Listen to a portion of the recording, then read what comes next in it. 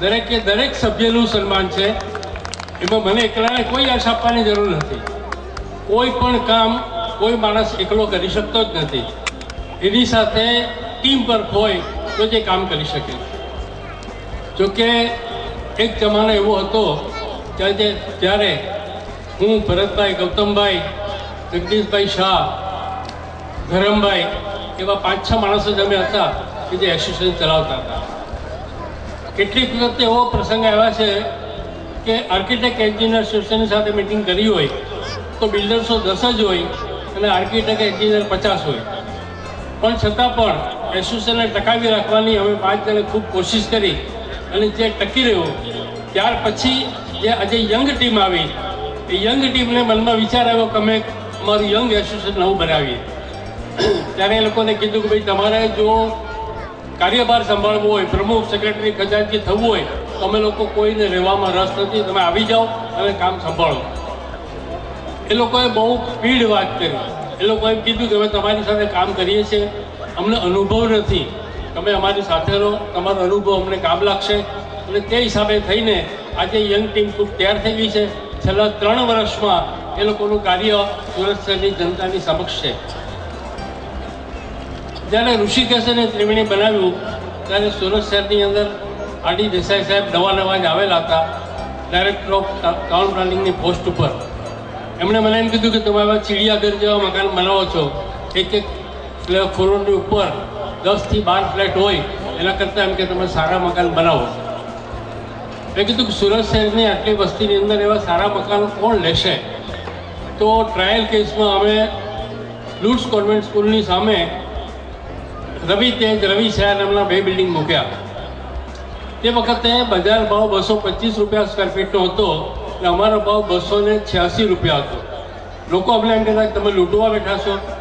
અમે sample flat બનાવ્યો ત્યારે તો પણ સાથે એક આખું બિલ્ડિંગ પૂરું થઈ ગયું તો પણ એક પણ ફ્લેટ વેચાવેલો હતો. તો શહેરના 500 મહાનુભાવોને અમે ત્યાં આમંત્રણ આપ્યું અને જમવા માટેનું સાથેનું આમંત્રણ આપ્યું.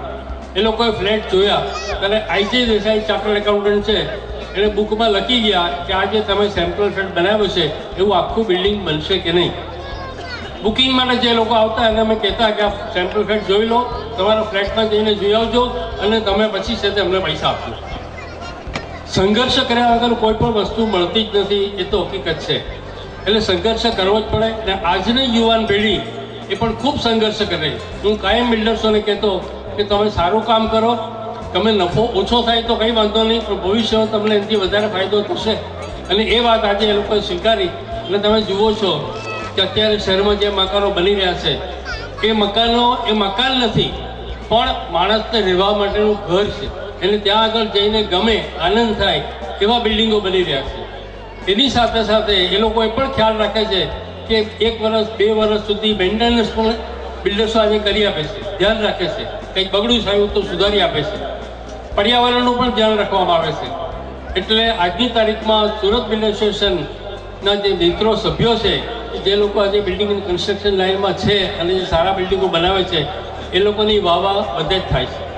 અમદાવાદથી, મહેસાણાથી, ભરૂચથી, વડોદરાથી, ભુજથી, જે બધા નવસારીથી, વાપીથી જે બિલ્ડર્સો અહીંયા આવ્યા હતા આપણા પ્રોપર્ટી શોમાં, એ લોકો પણ ખૂબ વખાણ કર્યા કે ભાઈ તમારો પ્રોપર્ટી શો ખરેખર અદ્ભુત છે અને તે આપણા માટે એક ગૌરવની વાત છે.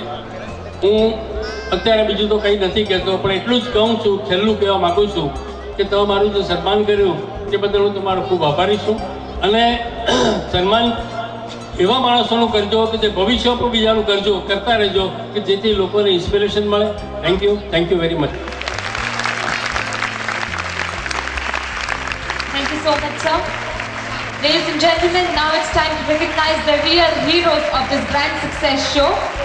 So we're going to now present the awards for the stall.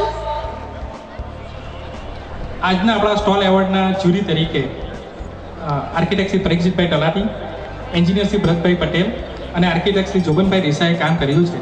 હવે એ ટાઈમ થઈ ગયો છે કે આપણા જી એવોર્ડ માટે અમને ઉપર બોલાવીએ. શ્રી ભરતભાઈ અને પરીક્ષિતભાઈને વિનંતી કરી સ્ટેજ પર આવે અને આજના એવોર્ડનું શ્રી ભરતભાઈ અને શ્રી પરીક્ષિતભાઈને વિનંતી કરી તેઓ સ્ટેજ પર આવે.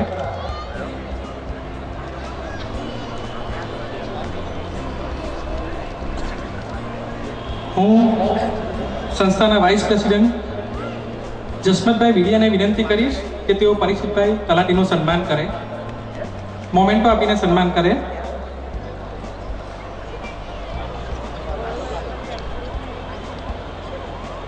Ladies and gentlemen, please welcome them. A huge round of applause. જસમતભાઈને ફરી વિનંતી કે તેઓ શ્રી ભરતભાઈ પટેલને મોમેન્ટો આપીને સન્માન કરે.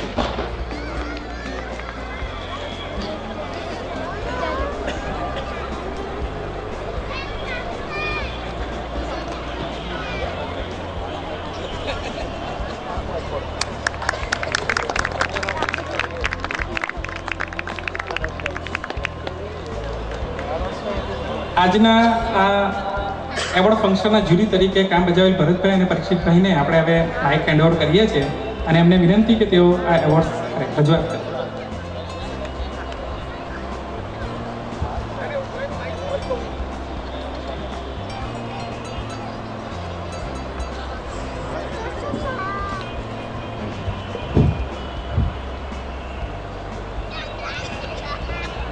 મંચ પર ઉપસ્થિત તમામ મહાનુભાવો તથા સુરત બિલ્ડર્સ એસોસિએશનના તમામ સભ્યશ્રીઓ અને પરિવારની અનુમતિ માગી બે શબ્દો કહેવા માગું છું. આજનો આ એવોર્ડ માટે જ્યારે અમને બોલાવવામાં આવ્યા જ્યુરી મેમ્બર તરીકે, ત્યારે અમને થયું કે હવે તો અડધો પોણો કલાકમાં બધું પતી જશે. પણ જ્યારે મેં આજે પહેલી વાર એન્ટ્રન્સમાં આવી અને જ્યારે એન્ટર થયો ત્યારે મને લાગ્યું હું સુરતમાં છું કે ક્યાં છું. મને કંઈ ખ્યાલ જ ના આવવા માંડ્યો. આટલું એચિવમેન્ટ તમને, હું ગુજરાત ચેપ્ટરનો ચેરમેન હતો આર્કિટેક્ટ એસોસિએશનનો, એટલે મારે બીજા રાજ્યોમાં પણ જવાનું થતું હતું. મહારાષ્ટ્રમાં ગયો છું, એટલે કે પૂનામાં ગયો હતો, બોમ્બેમાં ગયો હતો, ગોવા સુધી જઈ આવ્યો, આ બાજુ એમપીમાં, બધી જગાએ મેં આવા ઘણા શો જોયા છે. પણ આજે મારે એસોસિએશનને એક ખાસ વાત એ કહેવાની કે આટલું સારું, આટલું વેલ ઓર્ગેનાઇઝ ને આટલું અદ્ભુત મેં કદી એવું જોયું નથી, ભાળ્યું નથી અને જોવા મળશે કે કેમ તેની મને શંકા છે. આટલું સારું, વેલ ડિસિપ્લિન,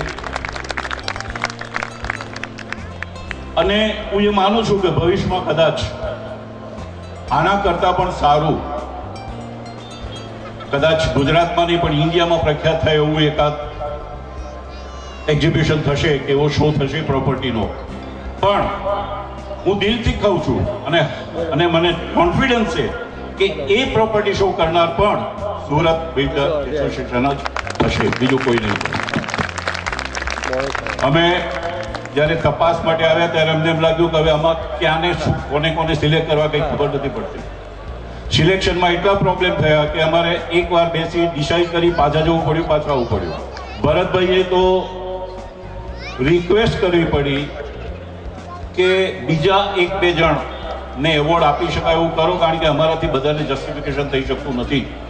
અને એ જસ્ટિફિકેશન ન થવાને કારણે અમે રિક્વેસ્ટ કરી અને ખરેખર અમે એસોસિએશનનો આભાર માનીએ છીએ કે અમારી એ રિક્વેસ્ટને એમણે માન આપ્યું અને બીજા 2 એવોર્ડ વધારવા માટેની અમને પરમિશન આપી. જ્યારે અમે જોવા જતા હતા ત્યારે ઘણી વસ્તુઓ ધ્યાનમાં રાખવામાં આવે છે. મેજર તો એ કે કોઈ બહાર આવી નથી ગયું, પોતાના કન્ફાઇન એરિયામાંથી બહાર આવ્યા નથી. એ બહાર એરિયામાં ન આવ્યા હોય, બરોબર છે, કોણે સારું લાઇટિંગ કર્યું છે, કોણે સારી ડિઝાઇન કરી છે, આ બધું વિચારતા એક વાત એ પણ વિચારી કે આ સ્ટોલ બનાવવા માટે કઈ કઈ જગ્યા મળે છે. એક તો ફ્લોર મળે, 4 વોલ મળે અને સીલિંગ મળે. એટલા સુંદર સ્ટોલ હતા કે ઇનામમાંથી એમને બાકાત રાખી શકાય એમ જ હતા. પણ આ બધી બાબતમાં ક્યાંક સીલિંગ જેવી આઈટમ રહી ગઈ. ખરેખર અમને દુઃખ થયું કે આને જરાક બી સીલિંગ બનાવ્યું હતું અમારો કદાચ બરાબર આપણી તકલીફ પણ વધી ગઈ હોત એવું મને લાગે છે. પણ એનીવે જે અમારાથી થઈ શક્યું છે તે અમે કર્યું છે. એમાં કોઈ ભૂલ રહી ગઈ હોય, કંઈક ક્ષતિ રહી ગઈ હોય તો તે અમારી છે એટલું માનજો. ખરેખર એક સ્ટોલ મેમ્બરને ઇનામ આપવા લાયક છે એવું મારું માનવું છે. Thank you.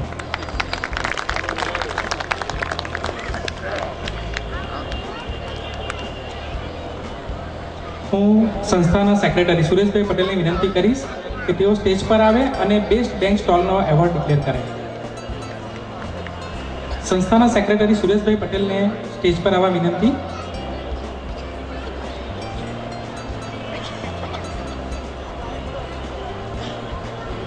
સુરેશભાઈ, આ કવર ખોલીને તમે બેસ્ટ બેંકનો એવોર્ડનું ડિક્લેરેશન કરશો.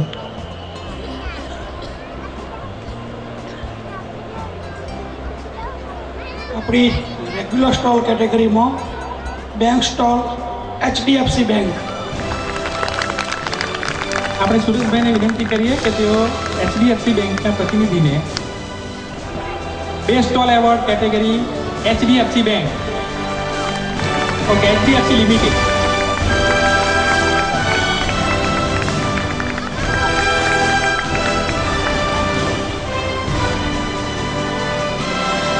હવે ફરી વખત સુરેશભાઈને વિનંતી કે રેગ્યુલર સ્ટોલ્સમાં સ્મોલ સ્ટોલ સિંગલ એન્ટ્રી છે.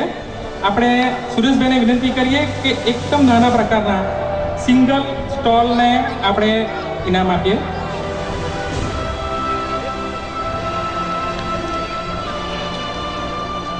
Regular stall category small stall Ornate group.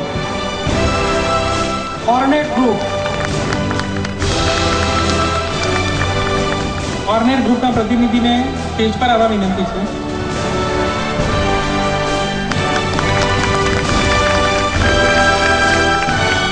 હવે પ્રાઇમ લોકેશન, કોર્નર સ્ટોલ અને જે